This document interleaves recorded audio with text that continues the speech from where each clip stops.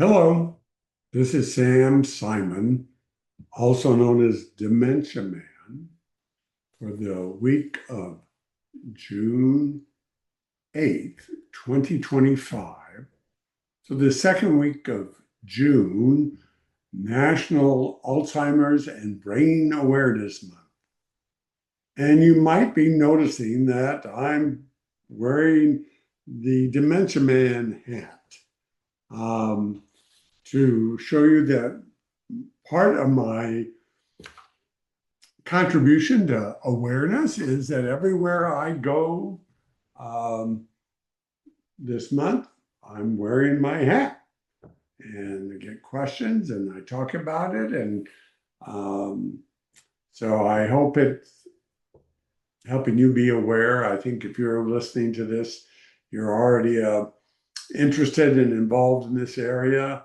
Um, one of the things you can do as part of your own contribution to awareness is to share a link to this podcast and encourage people to go to dementiaman.com and sign up for our uh, podcast. You can do that. It's on the contact us page of the website, and you can fill that out and do that. So that's a way you can help use this month to raise awareness. Of course, awareness for many of us needs to happen all the time. And so I thought I would do a couple things. Raise up Dementia Man at the moment. Let me tell you what's coming. July 1st is our, well, not our, it is a time where a lot of new fiscal years start for many places. So I want to encourage people to think about us, to donate. It's tax deductible. That's right. You can make a tax deductible donation to bring Dementia Man to as many people who need to see it so that they can do it. They can see it. It has a dramatic impact. It is the purpose of my life, but it also, and it also has a huge, valuable impact on those who experience this.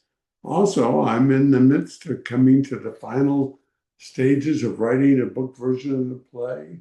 So you can hopefully be able to get a copy of that book, which is also an advocacy piece, which Dementia Man is not just a story of one man, but it is the idea that you can live a meaningful life with this disease and that our larger community can be more welcoming and enable people with cognitive issues or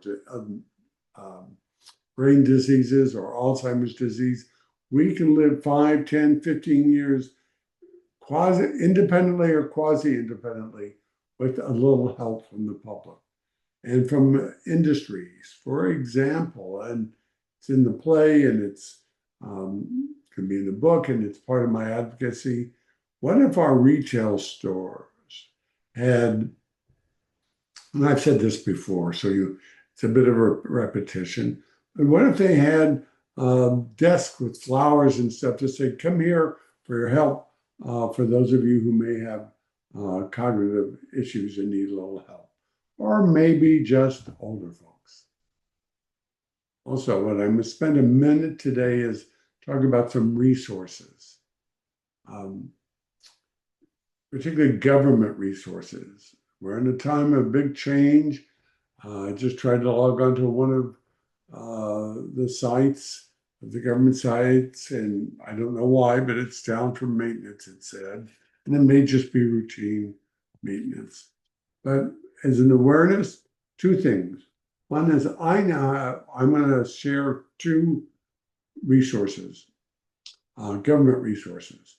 You should know that the National Institute on Aging has sent Dementia Man hundreds of these materials so that we can help distribute them as well.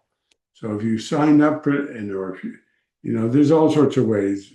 Just send us an email, but hopefully if you sign up for getting our blogs and the like and ask for an email, ask for a document, that's one way to do it. You can make a contribution. We're tax deductible. This is a nonprofit enterprise. Um, just a reminder, this is my second play. I was a caregiver at one time when my wife was fine now, was very, very sick. And I ended up right, and she had breast cancer. Doctors pulled me aside, get ready. They didn't think she was going to survive. So she is an unlikely survivor. My goal is to be the only or the first or an unlikely long-term survivor of this disease. And in the process, be as helpful as I can in the community. Um, you can so sign up or make a tax-deductible donation, and in the process, ask for whatever um, um, material you want from us. We'll get it to you. But let me focus on two really important things. It's about awareness. So, how do you become aware of it? One is to learn about your own risk, or if you have somebody in your family, particularly if you're older now, your risk for a brain disease or Alzheimer's increases. First and foremost, if there's anybody in your genetic background, your family, not your spouses, but if we'll talk about your spouse, but if anybody in your family, your mother, your father, your grandparents, that you know of have had Alzheimer's, go into your doctor's office and ask for a blood test. Go on 23andMe and ask them, sign up for their service, and they'll tell you. Um, Find out if you have a genetic risk, and that's called an APO4 gene. If you have one gene, you're about 30 to 40% more likely to get Alzheimer's sometime in your life. If you have two, you'll be as much as 70% more likely. There's been a study recently from Europe that said that if you have two instances of the gene variation, you should be treated as if you have the disease. That's not me saying, it just means you need to be very aware. This is a good time to be aware and take the moment. It doesn't cost much, if anything, to get that test, find out your risk. And what does it matter if you have the risk? Well, there are lifestyle and other life kinds of approaches that you can begin to take that can reduce, that can improve your health statistics and likelihood of getting it. Planning ahead is always good. And um, sign up to know if there are new treatments coming out there. I'm in the middle. All right, should have led with this. I'm about to, get on a new medication. My doctor's asked me, it's encouraged me, it's prescribing it for me. It's newer. It's perfect for my unique situation. Amyloid positive, no tau, and so I'm practicing what I'm preaching. So find out your APOE4 status. If there's somebody in your family history that has had Alzheimer's. All right. So I'm going to talk about two documents. I've got them here. You can send me an email, or when you sign on or make a donation, ask us, and we'll send you a copy. One is called, let me see it, Understanding Alzheimer's Disease. And it is a publication of the National Institute on Aging. Now you can go online. I'm going to read the publication number. It's number 23-AG-5441, National Institute on Aging. And you can not only get it, but there's versions of it online. So I'm going to share my screen. And in sharing my screen, I'm going to show you the fact sheet here, and I'm going to do that right now. And so you're going to see here, it's and you called Alzheimer's disease fact sheet, and it at the National Institute on Aging. I talked about Alzheimer's.org, but this is a different location. And you can Google this and find it for yourself. Um, I was trying to see if it's going to show this right now. The yeah, there you go. It should do that real quick. Um, I'm showing more of my screen than I may want to. Um, I'm gonna leave it. And just you can get all sorts of hints and how to get into trials. And I've been in a trial, how it affects your brain, the different stages here. Um, there's just so much more in there, and I think it helps awareness. I'm going to stop sharing. Um, there's another one that I found, which is so simple and easy. Again, it's called Age Page. So I'll do it. It's just like this. I don't have one of these online.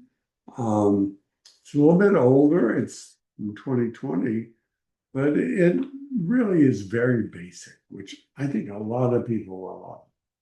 And it's focused on forgetfulness and knowing when to ask for help and places to ask for help. And,